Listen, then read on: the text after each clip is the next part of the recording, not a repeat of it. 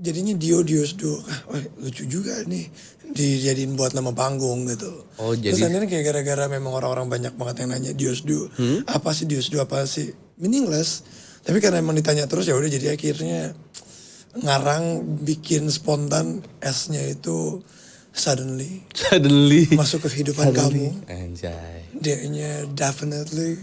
Oh, jadi ada artinya ya akhirnya Tiba-tiba ya. kan. Tiba-tiba bener-bener. Definitely menghibur, and then U-nya unforgettable.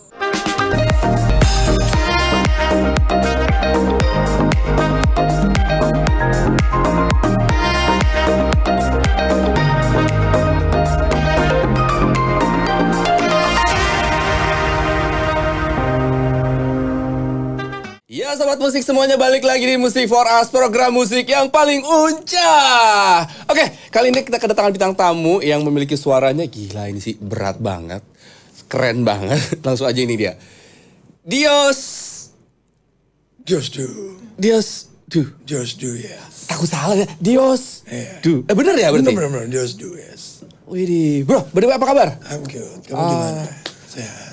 Ya fisiknya beginilah kelihatannya, agak sedikit lagi kurang fit lah ya. Tapi di sini gue antusias banget pengen ngobrol sama lu, karena kalau gue lihat nih, gue perhatiin, wih gila nih orang keren banget gitu.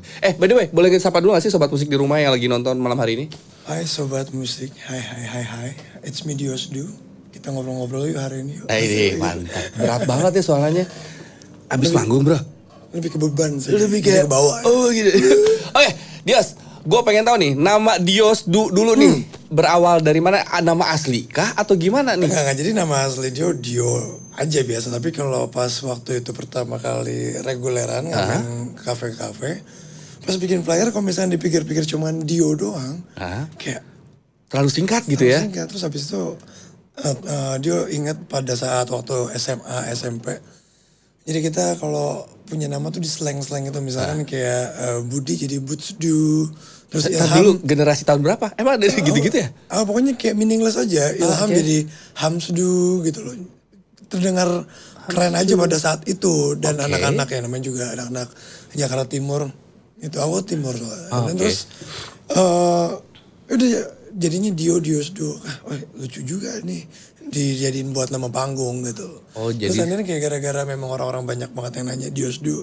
Apa sih Dios Du, apa sih? Meaningless. Tapi karena emang ditanya terus ya udah, jadi akhirnya ngarang bikin spontan S-nya itu suddenly masuk ke kehidupan kamu. Anjay. D-nya definitely. Oh, jadi ada artinya ya akhirnya tiba-tiba ya. Kan. Tiba-tiba bener-bener. Definitely menghibur, and then U-nya unforgettable. Gimana tuh respon dari orang-orang terdekat, keluarga, teman-teman gitu ketika akhirnya Template. lu kayak Dengan singkatan itu kayak anjay gitu. Tapi maksudnya kayak gara-gara memang sering banget ditanya, jadi kayak ditanya mulu, jadi udah bikin ngarang aja sendiri spontan. Tapi unik sih sebenarnya, nggak ada nama yang kayak gitu, bener-bener. Oke, boleh ceritain nggak sih awal mula perjalanan karir dari seorang Dios Du ini awalnya dari mana? Gimana? Seperti apa gitu? Kalau pertama awal karir profesional ya pasti reguler ya, ngamen. Tapi sebelum dia sendiri solo karir itu di 2014 sampai 2016 akhir itu aku ngeband. Band reguler gitu, kafe-kafe. Dan gak lama ternyata waktu yang kita punya pas ngeband itu cuman ada 2 tahun, bubar. Terus 2016 awal Dio mulai karir Dio as a solo singer, kafe-kafe, one man band gitu, pakai looper. Oh, jadi one man nggak ada backing dan sebagainya? Jadi Dios itu kalau di setiap nyanyi banyak banget efek gitar, jadi bisa main semua? Ya, jadi kayak dia rekam gitarnya dulu as a rhythm, terus dan bikin beatnya mukul-mukul gitar. Itu dia udah doing it since 2016 sampai sekarang. Nggak bawa ya alatnya, kalau ada pengen tahu nih. Iya, makanya itu heboh banget. Tapi itu belajar dulu gak sih atau memang otodidak? Otodidak, dia gak ngulik otodidak. Jadi waktu itu dia kerja pertama kali itu memang di yang solo ya, Social House zaman dulu, Grand Indonesia. Pantesan dari tadi ketika lu ngomong gitu yang pas, kok kayak pernah lihat lu di mana? Oh itu Social House berarti. Itu paling lama banget dia, udah 9 tahun pada saat itu. Terus udah kayak gitu, pada saat itu juga kalau nggak salah 2016 itu DWP. Terus jadi mereka demand aku untuk bawain lagu-lagu yang bertemakan lagu-lagu yang DWP ntar bakal ada kan, kayak si Z dan lain-lain. Dan ya udah dia ngulik. Dan pertama tuh cuman bikin beatnya ada duk duk duk duk. Iya kalau nggak salah nih ya, gue kayak misalnya pernah lihat lu tuh kalau memang bener-bener di social host kayak awal tuh kayak nge-record dari suara kayak terus di-record, terus pukul ya, apa jadi satu, kurang lebih kayak gitu kan? Bener sekali. Gitu. Tapi kalau untuk karakter vokal lu sendiri, gue penasaran nih, memang bawaan dari lahir begini atau memang karena jam terbang lu saking banyaknya, jadi alhasil suara lu jadi berat gitu, jadi serak? Kayak karena baru akil balik ya, aku baru gede kan. Oh, percaya gitu? Percaya kumis ya si akil. Nah itu kayaknya lebih ke, aku nggak tahu ini bisa dibilang karakter atau enggak, tapi aku believe it, ini akumulasi suara aku kerja setiap hari nyanyi. Karena waktu itu emang ada peaknya, aku reguler tuh seminggu 8 kali. Sedangkan seminggu 8 kali? 1 minggu 7 hari kan. Itu aku comeback pas plus 1 ya? Covid kan hancur banget kita kan. Dan akhirnya live music ada lagi. Terus habis itu yang memang waktu itu dicari banget sama outlet-outlet memang yang kayak akustikan. Kalau enggak yang cuman duo, trio. Nah di situ aku langsung nyayur dan kayak udah hajar, yang ada hajar. Karena memang waktu itu hancur banget kan financial kan. Financial itu semua hancur, kayak 8 kali oke. Aman. Terus duit juga kumpul banyak tapi nggak lama kumpul. Habisnya di rumah sakit juga. Loh. Karena jadi, hancur. Iya bener. Tapi kalau misal balik lagi soal karakter suara ini kayaknya lebih ke akumulasi of reuse. Tapi lu ngerasa jadi berkah buat lu gak sih sekarang gitu? Berkah. It is. Karena menurut gue jadi sebuah kayak karakter jadinya gitu. Karakter advantage dan kayak orang-orang kayak oke, suara kayak gini, ini Dios nih. Iya. Kayak gitu. Oke. Nah kalau misalkan dari materi yang gue baca katanya lu ini kuliah jurusan sastra Inggris justru. Kenapa tiba-tiba dari kuliah sastra kok nyemplung menjadi musisi? Kayaknya jauh banget nih gitu. Jadi Dio masuk kuliah itu intinya karena memang amanat dari orang tua. Masuk kuliah. Yes, jadi bukan keinginan sendiri. Ya tetap mau juga buat jaga-jaga substitution, kayak misalnya memang ternyata turns out karir Dio di musik nggak jalan, at least kan ada ijazah satu kan, jadi aman lah untuk cari apapun itu. Even though sekarang S1 juga susah ya buat cari kerja gila. Sama sekali. Nah terus habis itu kayak mama, papa amanatnya pokoknya mereka mau anaknya S1 at least. Ya udah dijalanin, tapi pas sambil jalan kuliah itu semester 2 baru tuh dia jalan reguler dengan band Dio yang waktu itu. Jadi dulu pertama kali jalan itu sebagai band berarti. Boleh cerita gak sih awal mula tiba-tiba akhirnya reguleran di kafe-kafe itu gimana nih? Dapat link dari mana gitu? Emang gara-gara mutusin pengen nyanyi reguleran atau gimana tuh awalnya? Nah, jadi kalau misalkan yang band itu memang kita kayak udah ada, misalkan kayak aku ada channel, dia ada channel, jadi kayak masing-masing channel gitu. Terus kalau yang si solo karir Dio itu yang dari 2016 itu totally bener-bener Dio gak nyari sama sekali. Bener-bener gak nyari justru? Itu Dio gak nyari. Karena mungkin yang bisa Dio bilang itu karena memang tempat Dio nyanyi pada saat itu memang kayak quite good place, social house, orang-orang yang datang ke sini juga kayak somebody gitu lah. Tapi kan gini, kalau misalkan menjadi seorang penyanyi kafe itu menurut gue mereka tuh penyanyi yang keren dan luar biasa. Kenapa? Karena mereka ini menurut gue memiliki referensi musik yang sangat luas. Banyak lagu-lagu yang mereka tahu gitu. Nah, gimana nih cara, gue pengen tahu nih cara para penyanyi kafe ini mempelajari lagu-lagu sebanyak itu gitu. Kalau dia bukan mempelajari aja, lebih kayak gini ya, misalkan aku datang nyanyi nih, social house dan lain, aku nggak pernah bikin playlist. Itu tuh gak ada playlistnya, jadi ngalir gitu aja? Nah, never. Karena aku tuh pasti ngeliat muka-mukanya dulu. Oke, tua, aku bawain Richard Marx, terus habis itu kalau ntar apa, terus kalau misalnya yang kayak young adult kayak 35 atau 40 something, aku bawain Michael Learns to Rock, kayak Pain My Love dan lain-lain, itu bakal kena. Terus kalau misalnya ntar tiba-tiba aku ngeliat adik-adik Justin Bieber, Shawn Mendes, kayak gitu, jadi nggak pernah aku bikin playlist sama sekali. Oke, berarti memang yang ngalir gitu aja. Berarti memang referensi lu sebelum terjun menjadi seorang penyanyi kafe memang udah sering mendengarkan banyak lagu dong. Dan itu juga aku bisa dibilang agak egois kalau ngomongin soal mendengarkan lagu. Karena aku bakal dengerin yang memang buat aku masuk aja. Enjoy di kita aja, denger sendiri. Karena kalau maksain juga enggak. Dan thank God yang dia suka tuh memang lagu-lagu 2000-an. Tapi pernah gak sih ada request dari pengunjung gitu? Kayak tiba-tiba pengen nyanyiin lagu tersebut, tapi lu sebenarnya nggak tahu lagu ini gitu. Enggak, dia bilang kayak aku nggak tahu. Tapi kalau misalnya artisnya tahu, dia bilang aku lagunya ini nggak tahu. Tapi as a substitution. Tapi jadi beban gak tuh?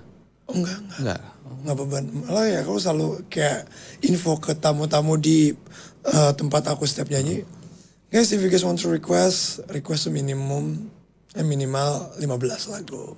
10 lagu. Jadi make your own playlist. Karena kalau misalnya kayak 1-2 lagu datang, terus dua-duanya aku nggak tahu, habis itu mereka request lagi kan bolak-balik. Iya. Dan ditambah juga kita mengedepankan Go Green kan. Iya. Jadi biasanya kertasnya itu kayak gak banyak. Bener. Gue lebih ke situ sih. Nah, di era zaman sekarang ini kan banyak penyanyi yang mulai mengangkat itu namanya terangkat gara-gara mengikuti ajang pencarian bakat gitu ya. Nah, lu sendiri ada gak sih terbersit atau justru pernah mengikuti ajang pencarian bakat gak? Terbersit dan kayak enggak, belum. Belum pernah? Belum. Ada kepikiran gak untuk mengikuti ajang pencarian bakat? Belum. Karena kayak mungkin dari pencarian bakat gitu kan pasti Kenapa? kayak ada konsekuensi dan pro kontra juga kan. Kayak nanti misalkan let's say, ya pro-nya pasti gampang naik. Oke. Tapi yang dia concern juga after that-nya sih. Kayak misalkan nanti Berat bawa nama embel-embelnya gitu. Embel-embelnya ntar kayak Diosdu ini kayak kurang aja gitu. Even though dia naik gara-gara mereka. Tapi ada beberapa orang juga yang ketika gua tanya begini, jawabannya karena gengsi, karena sudah memiliki album biasanya atau udah memiliki beberapa single. Nah, lu ada di situ nggak sih? Termasuk yang aduh gue gengsi karena gue udah punya single nih, udah album. Itu benar, tapi kalau dia bukan lebih ke gengsi, kayak dia masih percaya dengan apa yang dia punya.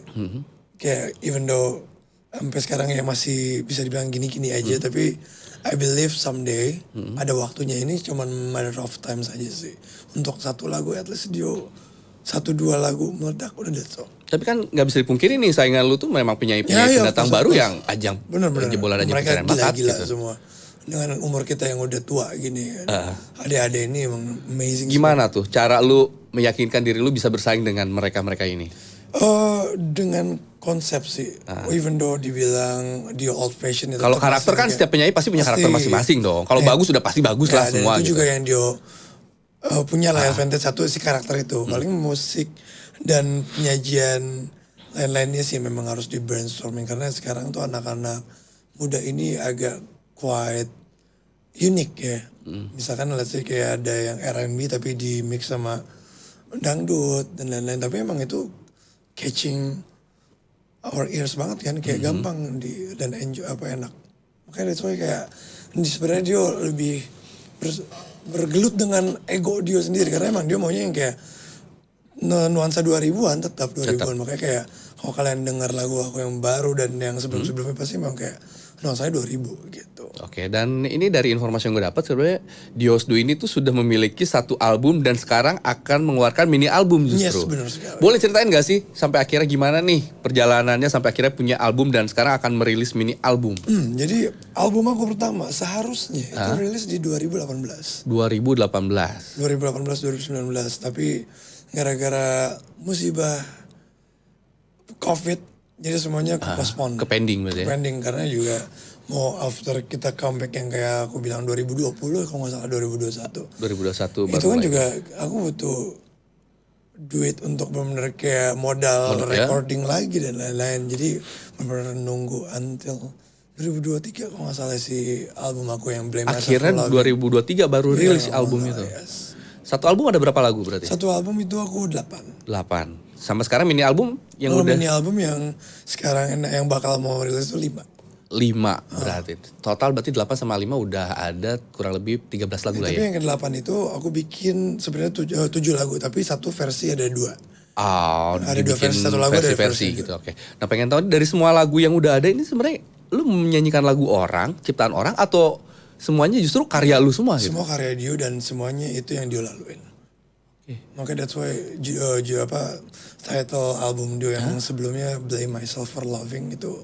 Jadi tentang percintaan semua ya?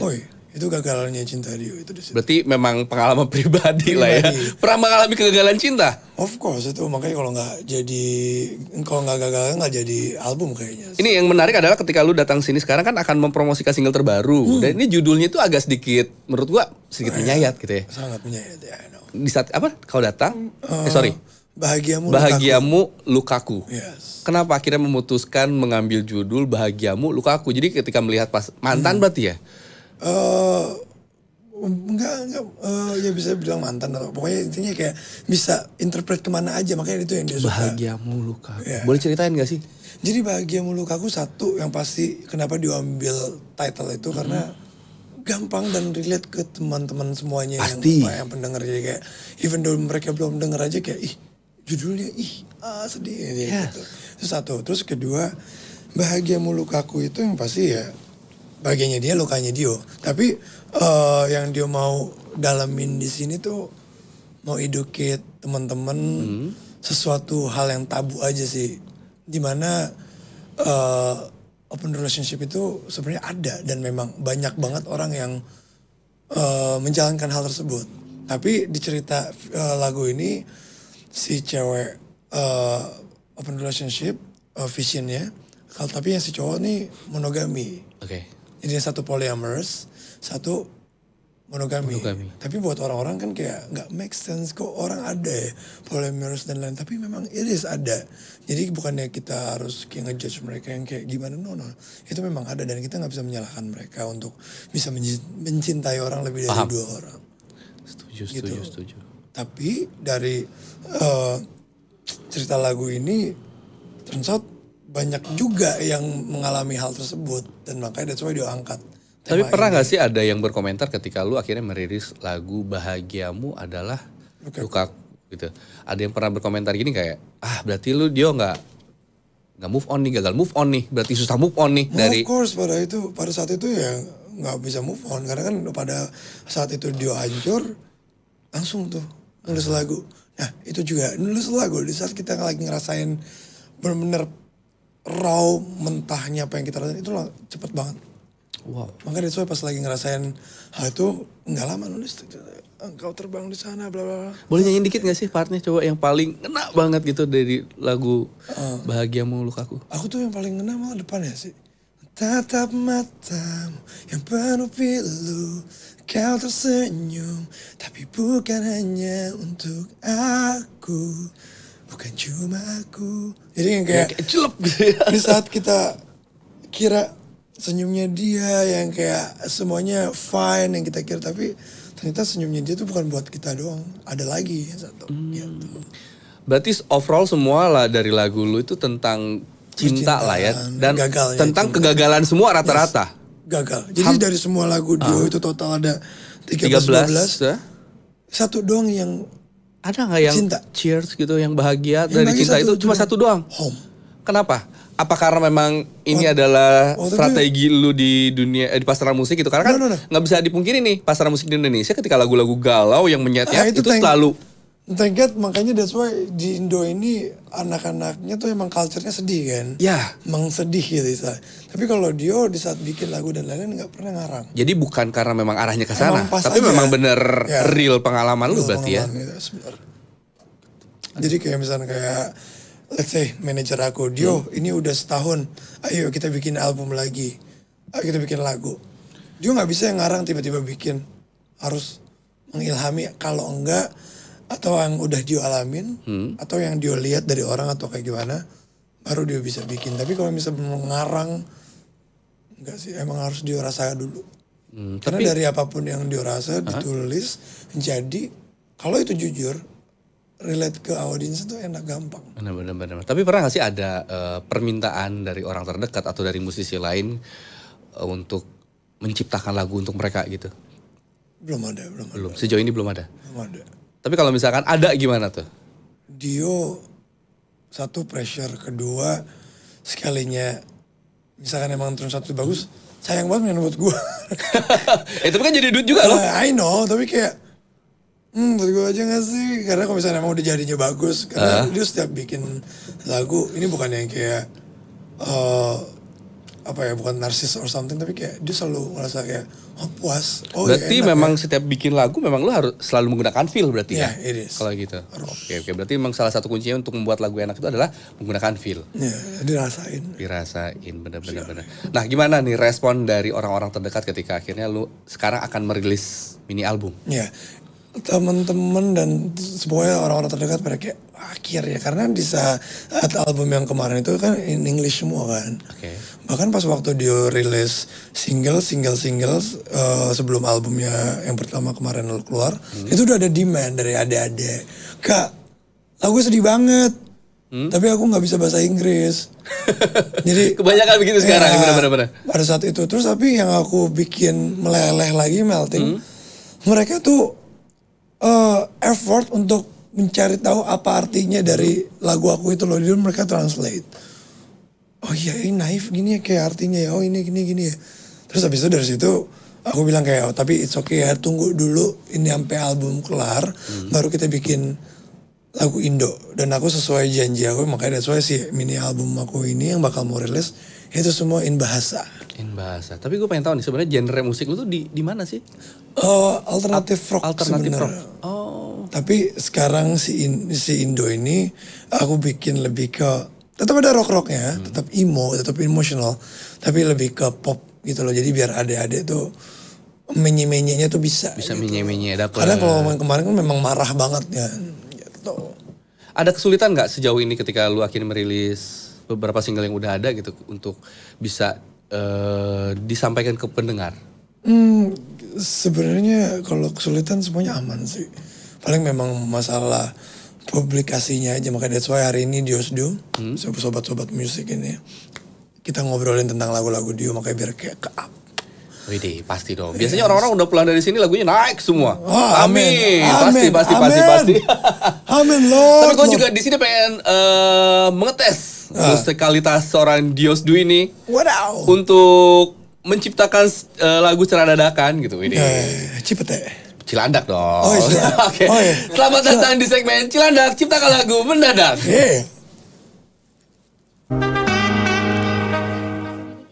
Nah, Dios, jadi kita tuh akan selalu men-challenge bintang tamu yang sudah mampir di sini untuk menciptakan lagu secara dadakan. Gue yakin sih lu bisa lah. Apalagi kalau misalkan tadi dengar dari story-nya seperti apa. Album aja lu yang bikin semua. Mau pakai gitar apa mau akapela? Coba gitar. Oke. Biar lebih. Oke, kita lihat. Pasti bisa sih ya. Kata pertama yang harus jadi sebuah lagu adalah tentang rindu. Oke. General ya. Jadi kata kunci cuma rindu aja. Rindu, ya.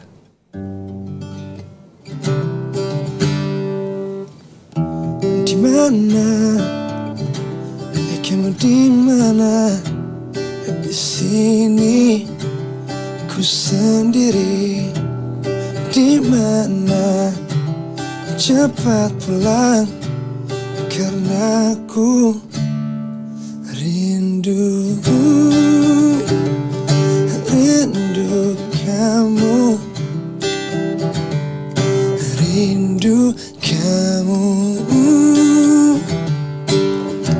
Aku rindu,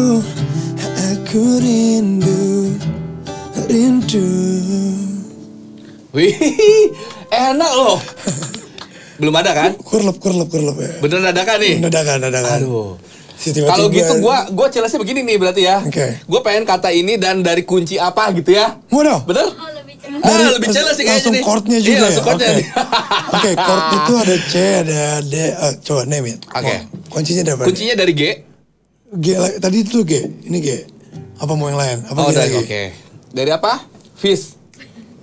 Dari Fish. Oke, Fish. Oke ya. Katanya tentang lagu. Oke, Tiba-tiba dari dulu Fish. baik. Apa-apa. Fish. Nah ini baru challenge nih, kalau gitu takutnya udah ada nih. Bener gak sih? Nah, kata berikutnya gue juga kayaknya memang timbre-timbre vokal dia lagu-lagu galau ya. Coba bikinkan lagu tentang mendua, tetapi yang satunya tersakiti. Mendua. Oke. Yang satunya cinta banget nih. Yang satu tersakiti. Bentar, aku lupa deh Fish. Ya, pokoknya kurang lebih kayak gini lah. Terus mendua ya, penting mendua. Pokoknya tentang mendua ya. Challenge nih. Record ya, kirim ke gue ya. Mendua.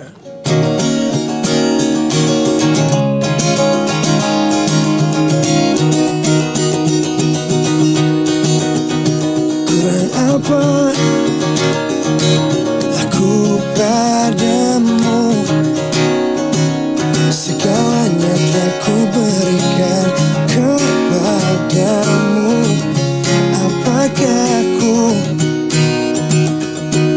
deserve this. Kau mendua, kau mendua. Ku benci situasi ini. Kau mendua, kau mendua.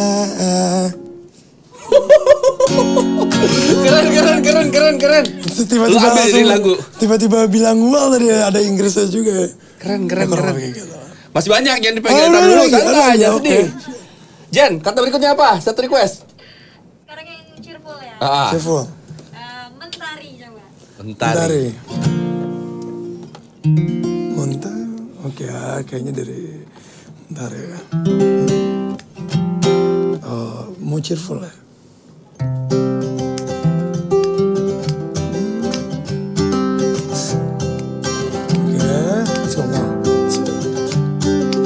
Kau hadir dalam hidupku, menerangi hidupku ini seperti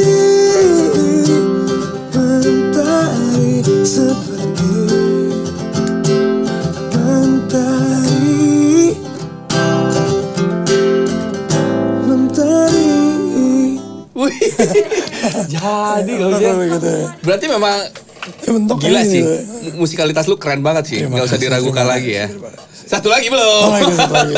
Gue pengen lu bikin lagu satu ya, yang menggambarkan sosok Jen saat ini. Seperti apa? Oke. Bisa nih Jen. Gak usah. Jen. Wih. Jika kau dipanggil Wijen. Entar lu, aku sengaja. Berarti kok jadi Wijen? Enggak, itu tuh ada band legend. Namanya The Panas Dalam. Bandung Terus, ya? habis itu ternyata dia udah tahu. Jen udah tahu. Berarti udah sering banget dia diledekin. Jen udah MJ, Blue Jen. Mary Jane. Coba. Oke, coba ya. Apa ya, Bi?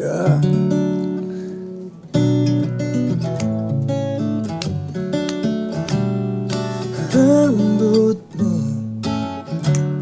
hitam dulunya, sekarang brown dark. Kok brown dark brown aja. Itu kan drag queen ya. Aku bingung. Oke, ini agak susah. Enggak, bisa. Aku bisa. Ya, optimis dia bisa, bagus. Rambutmu dulu hitam, sekarang hitam. Aduh, kok sekarang hitam lagi ya? Wait. Oke, susah banget. Aku kalau ngeliat Jen tuh langsung susah ya. Soalnya harus ngeliat Jen gitu kan. Kode Jen, buka maskernya Jen. Apa ya? Produser paling cantik di Transvision, lantai 15. Oke. Ganti. Jen, produser terbaik 2025. Semoga viewersnya naik semakin. Oke, itu susah. Keren. Masih kasih clue-nya kayak produser. Oke, let's go. Ya. Oke, kita kasih nilai berapa teman-teman? Tar dulu, kok gak ada suara? Tumben gak ada suara? 100. Curiga belum pada balik kantor nih? Nggak ada ya? Nah, anak-anak ini di belakang 100 mau makan apa? Kita nggak, tapi emang keren sih. Maksudnya nggak semua orang yang ketika kita challenge di sini tuh langsung blok gitu. Nggak ada. Kadang-kadang ya mereka lama dulu. Tapi tadi susah sih. Gitu. Tapi susah tiba-tiba suruh lagu bikin tentang Jen itu susah sih. Tapi keren. Kayak harus diresapi dulu. Tapi kalau misalkan diliatin terus-terusan kayak takut salting kan akunya kan. Tapi nggak apa-apa, dia lagi jomblo. Lagi jomblo. Lagi jomblo juga? Jen. Enggak apa-apa, dia open relationship. Oke, baik. Oke. Sesuai. Lagi open relationship. Oke, nggak masalah. 2025 bebas. Oke, cut. Oke, ngomong-ngomong Diosdu, gue pengen tahu nih, arti musik sendiri menurut seorang Diosdu itu seperti apa sih? Basi sih sebenarnya kalau misalnya kalian dengar ya hidup. survive. Karena jujur dari musik ini Dio bisa menghidupi keluarga Dio, dimana yang papa udah jauh hari udah pensiun, dan mereka juga yang pertama kayak questioning, emang bisa, emang iya menghidupi dan lain-lain. Itu banyak dari banget 2000, pasti, benar-benar. Iya kan, namanya juga orang tua, kita juga nggak bisa blame mereka kan. Kolot, mereka juga pasti yang kayak pengennya yang anaknya terbaik, PNS, kantor dan lain-lain. Tapi disinilah ajang itu template banget ya. Keinginan orang tua tuh pengennya tuh anaknya tuh PNS. Tapi juga kita nggak bisa nyalain mereka karena memang itu paling stabil kan, yang kayak aman lah intinya, bisa dibilang kayak gitu. Terus ya dengan dia nunjukin dari musik bisa kok, dan akhirnya udah mereka kebuka matanya dan oke. Tapi sejauh ini siapa sih yang paling ngedukung banget lu untuk berkarir di dunia musik ini? Orang tua juga, karena kalau misalkan orang tua Dio, mama papa mereka nggak ngedukung, pasti untuk Dio reguleran manggung pasti kan kayak ditahan kan. Yang ada pasti kayak, kamu ngapain sih, kan fokus kuliah, ngantar kerja dan lain-lain. Papa sama mama nggak pernah ngelarang Dio sama sekali. Pokoknya jadi apa yang Dio mau, bebas. Tapi satu doang, itu amanat dia, S1. Oke, ada yang ingin lu sampaikan nggak kepada kedua orang tua lu yang sudah mendukung, support lu sampai sejauh ini? Papa mama, terima kasih sudah percaya sama Dio. Bener kan? Bener kan? Nggak begitu. Thank you so much for believing in me. Ini. Yang pastinya di balik kesuksesan lu saat ini juga doa dan restu dari orang tua sebenarnya gitu ya. Dia sebenarnya kita masih pengen ngobrol panjang kali lebar, tapi waktunya udah habis. Okay, tapi sebelum itu juga gue pengen tahu nih, kira-kira harapan lu di mini album yang sekarang akan lu rilis kedepannya seperti apa sih? Harapan Dio ya pasti didengar banyak oleh masyarakat satu, dan lagu Dio juga bisa menjadi anthem untuk mereka yang sedang tersakiti. Itu aja? Itu aja, itu udah cukup banget, itu udah enough. Untuk karir lu sendiri di 5 tahun ke depan kira-kira seoptimis apa? Seoptimis ini. Dia bisa bilang ini karena ya dia masih doing this. Karena dia percaya dengan apa yang dia punya, dan dia percaya dengan audiens Dio yang sesetia itu sama Dio dari day one sampai sekarang. So, aku percaya. Ada harapan untuk terakhir nih? Ada harapan gak sih kira-kira pengen duet dengan artis idola siapa mungkin gitu? Aku pengen banget sama Mas Duta sih. Duta Salon Seven? Duta Salon Seven. Mantap. Oke, Dios, thank you banget sudah mampir ke sini, pokoknya sukses. Aku yang thank you. Pokoknya harapannya di 5 tahun ke depan semakin sukses dan albumnya semakin banyak, itu semoga terjabah ya. Tentunya teman-teman satu studio dan satu Indonesia, mari angkat tangan kita dan mari kita bilang amin. Amin. Sekali lagi thank you banget sudah mampir di sini, dan tak terasa kita harus sudah undur diri nih buat sobat musik di rumah. Dan di sini juga saya nggak ada bosan-bosannya untuk ngingetin sobat musik di rumah, jangan lupa di download aplikasi cuman buat kamu, karena di sana kita akan berikan informasi terupdate seputar program-program yang ada di Transvision, tentunya nonstop 24 jam. Akhir kata, saya Ruli Abika Margana, sampai ketemu lagi di Musik Paras berikutnya. Bye bye.